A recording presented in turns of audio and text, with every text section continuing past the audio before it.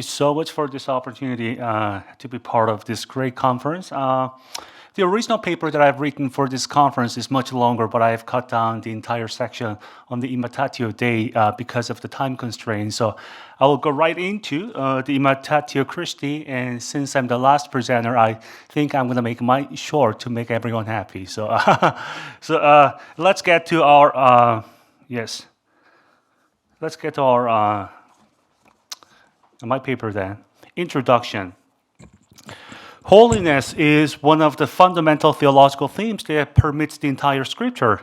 The idea of holiness in John's Gospel is conveyed primarily through the adjective hagios, which appears 4 times referring to God, Jesus, and the Spirit, and also through the verb hagiazo appearing 4 times in reference to the consecration of Jesus himself and his disciples. What becomes clear from the occurrences of this particular word group is that a triune God is the source of holiness, since the adjective hagios is used only in relation to the Father, the Son, and the Spirit. The purpose of this paper is to demonstrate that holiness in John's Gospel culminates and is most effectively achieved by Imitatio Christi. Section 1, Covenant as a controlling motif. In John's Gospel, the only way one can be holy is by one's relationship with Jesus.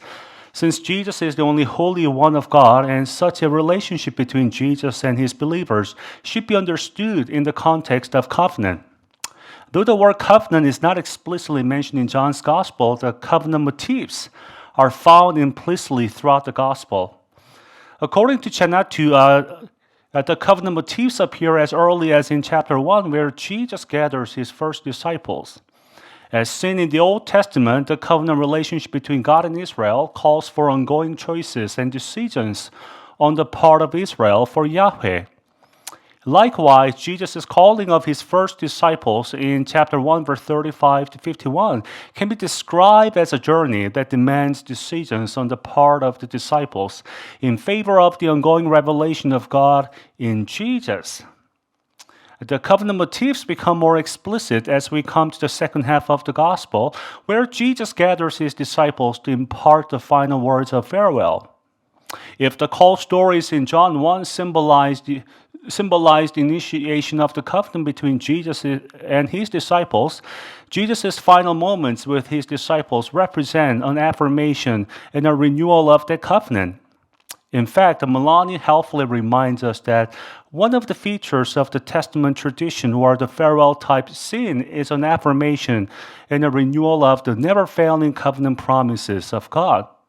Chanatu offers a convincing case that the similar elements of the covenant renewal ceremony in Joshua 24 are also found in John 13 to 17 as follows.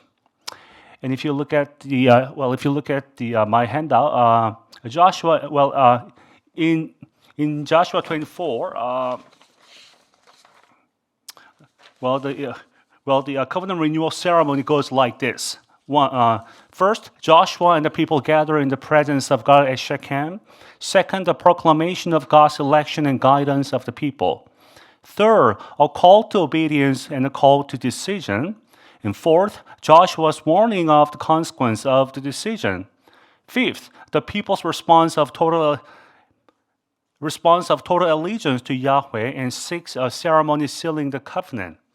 And in John's Gospel, a covenant renewal ceremony also goes like this. First, Jesus and his disciples gather together for the farewell meal. Second, the promise of God's indwelling presence and guidance. Third, a call to abide and keep the commandments. Fourth, Jesus' warning of the consequence of discipleship. Fifth, a disciples' profession of faith. And sixth, a prayer consecrating the covenant community of the disciples. So if you compare the Joshua 24 and John 13 to 17, we see a very close similarity or the very close relationship between in terms of the covenant renewal ceremony. Now, entering into the farewell discourse, we can see that Jesus' relationship with his disciples gets more intimate, and Jesus is said to love his own to the end.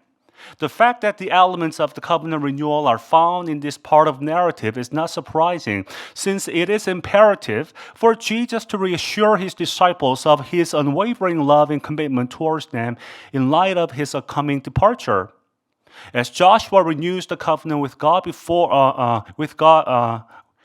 before his death through reminding the Israelites of God's faithfulness towards them, Jesus follows a similar pattern of reminding his disciples of his continuing presence with them even in his absence through the Spirit. Furthermore, the notion of discipleship is taken a step further in the farewell discourse. Jesus no longer simply expects his disciples to believe in him, but to imitate him. God's covenant relationship with Israel was never meant to be static, but rather to be evolved into the point of making Israel become like God in her faithfulness, and thus being fully committed to a mission of witnessing and making God's presence and actions known. In the same manner, Jesus' relationship with his disciples was never meant to be static, but to be transformational to the point of enabling the disciples to imitate Jesus by embodying his examples. At this point, a question may be raised as to how Imitatio Dei is related to Imitatio Christi. In the Gospel of John, Jesus embodies the perfect revelation of God, since no one has ever seen God except the Son, who is at the Father's bosom. In fact, no other New Testament books describe the filial relationship between God and Jesus more vividly than John's Gospel. John shows explicitly that Jesus as the Son shares the divine identity with the Father, since Jesus engages in the works that belong exclusively to the Father, such as governing the world, raising the dead, judging the world, and breathing the Spirit of life. And despite Jesus' claim to be equal with God, John also highlights Jesus' absolute filial dependence upon the Father. Upon the Father.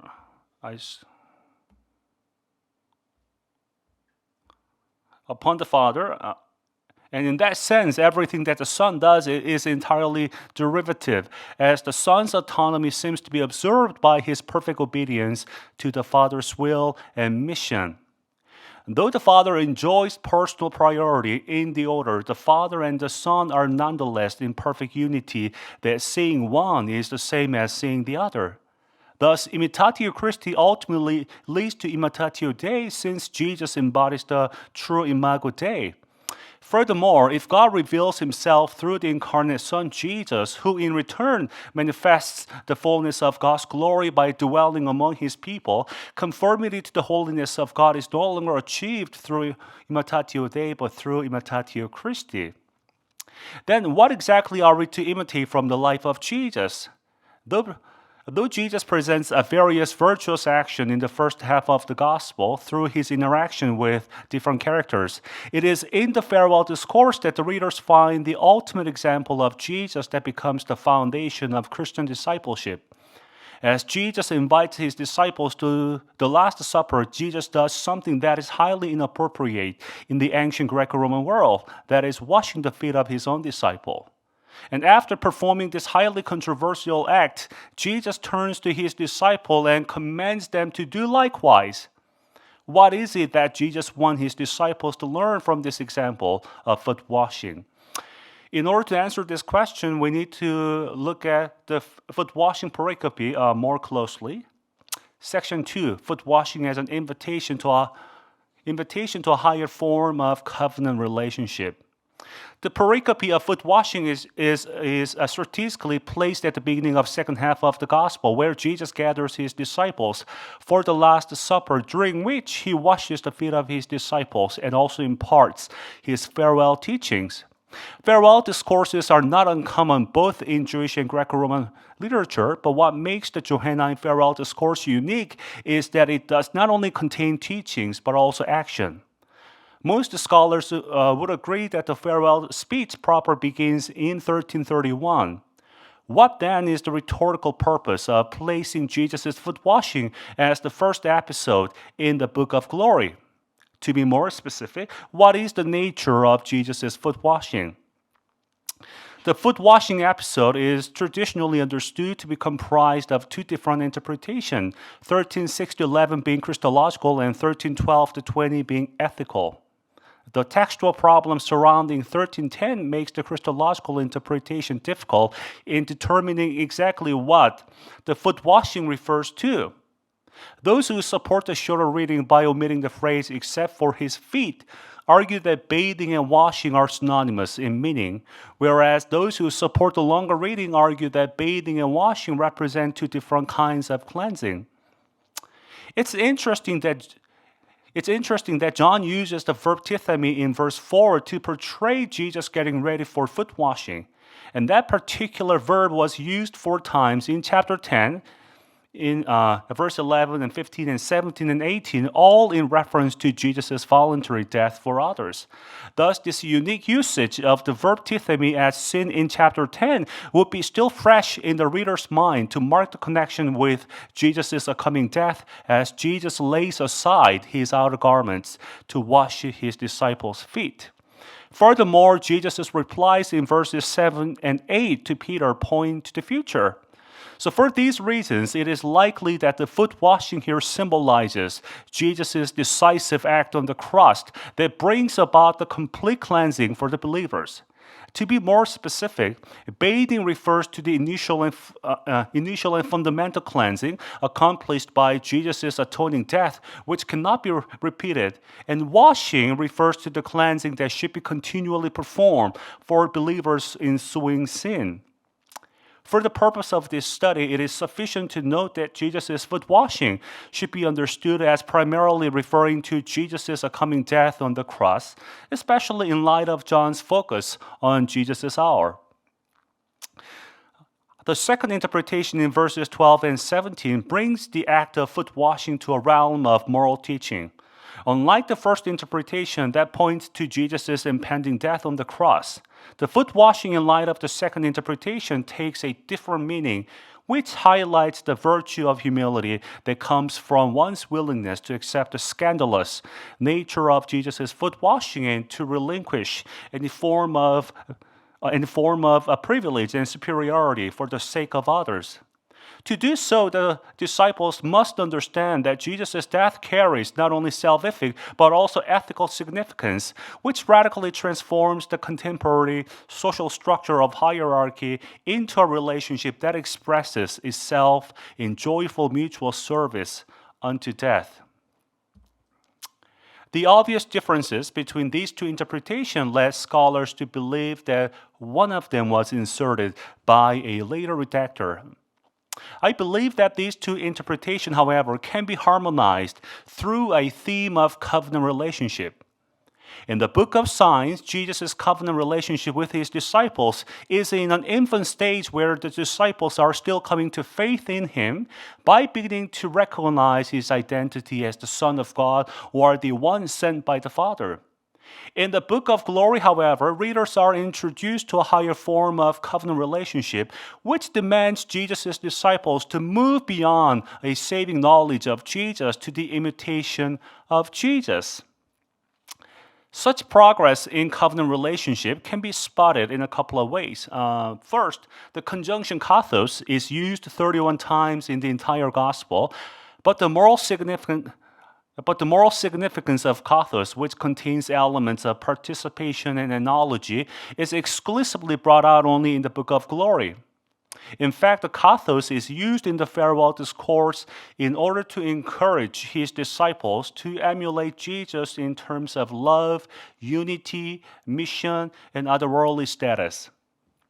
Second, after washing the feet of his disciples, Jesus says to his disciples in 13:17 as follows, "If you know these things, blessed are you if you do them." Here, Jesus makes a clear distinction between knowing and doing. Knowing in 13:17 probably refers to understanding the theological meaning of Jesus' foot washing as seen above. And such knowledge of Jesus' death and its moral implications function as the basis of covenant relationship.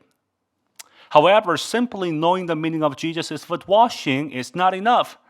By associating doing with a promise of blessing, Jesus encourages his disciples to progress further in their journey of discipleship until they are able to imitate their own master. In fact, it is quite common in the Old Testament to see God bestowing his divine blessings on those who keep his commandments and hear his voice. According to DeMail, God blesses his people like a father blessing his son because of the latter's loyalty and filial obedience. So those of Israel who rightly live out their covenant position in faithfulness and love as divine sons were blessed by God their Father. As for the Gospel of John, this divine blessing is directly related or connected to those who imitate Jesus' foot washing. Then the Christological interpretation in 13:4-11 sets the foundation for a covenant relationship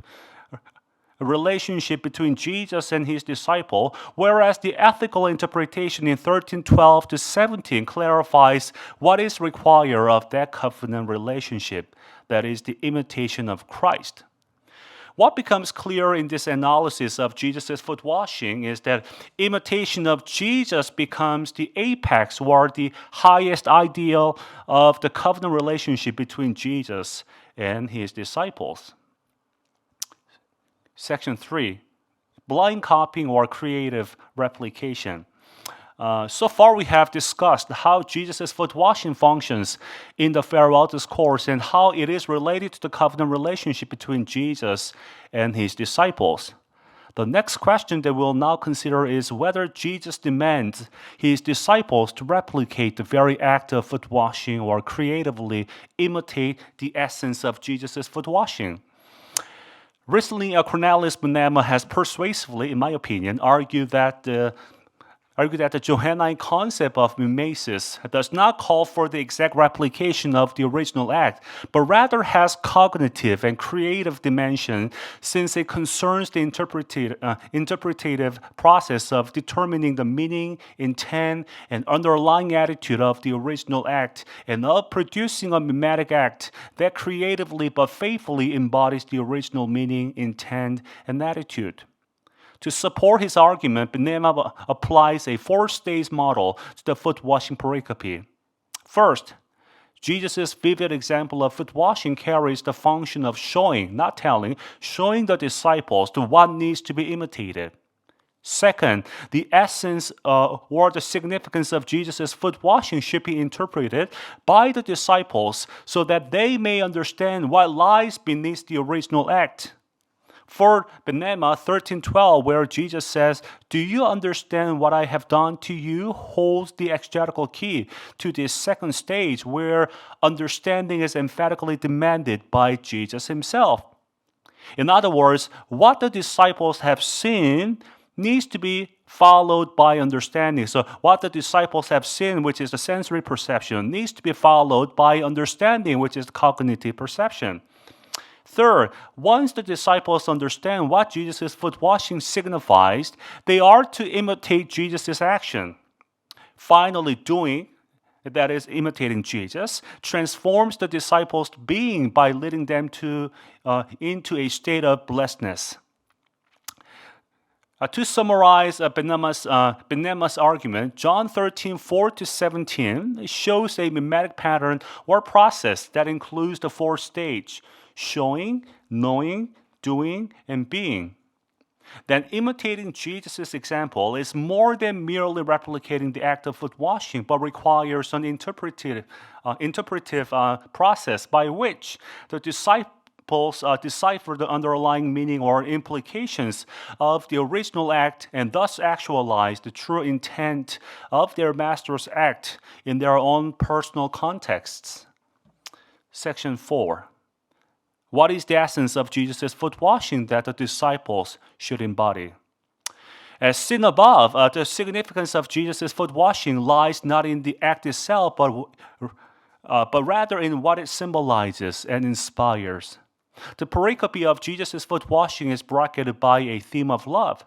In 13:1, the verb agapao is used twice to depict Jesus' profound love for his own, and also later in 13:34 to 35, Jesus issues new commandments that require his disciples to love one another as he has loved them. What's interesting about the narrative flow of chapter 13 is that a seemingly irrelevant narrative about Peter and Judah is inserted between Jesus' foot washing and Jesus' new love commandment. Now, both Peter and Judah are far from being ideal disciples who deserve such love from Jesus. Peter is going to deny Jesus soon, and Judah is about to hand Jesus over to the enemy.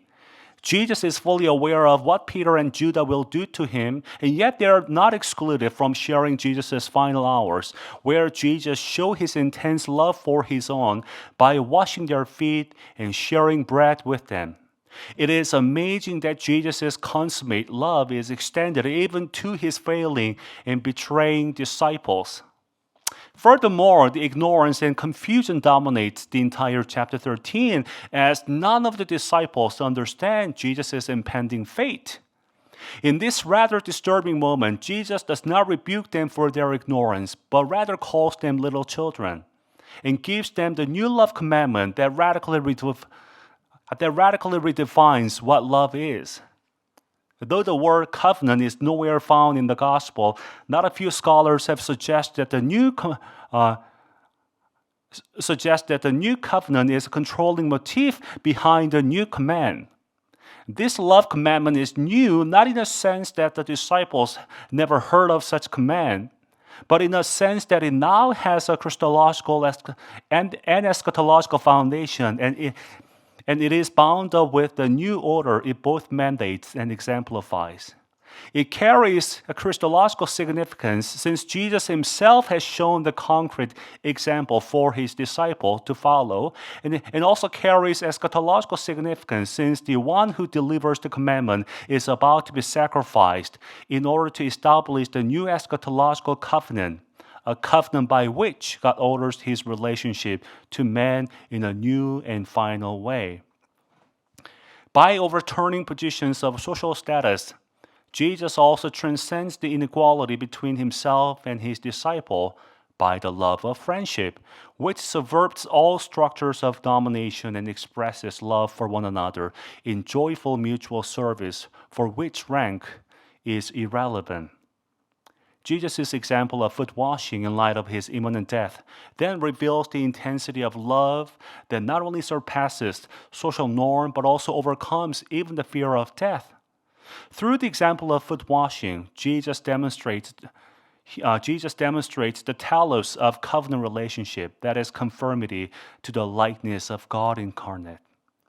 What becomes clear at the end is that the covenantal holiness culminates in embodying the essence of Jesus' foot washing, that is self-giving love for God and for one another, that fulfills all the requirements of the law. Now I'm going to wrap up. This paper tries to show that the holiness is central to maintaining a covenant relationship with Jesus, and Imitatio Christi is the ultimate means by which such covenantal holiness is achieved. Jesus' example of foot washing in relation to his imminent death reveals the intensity and profundity of his love, and disciples are commanded to do the same for one another. By imitating Jesus' example, the disciples reach the telos of their covenant relationship with Christ and show the world that they belong to Jesus.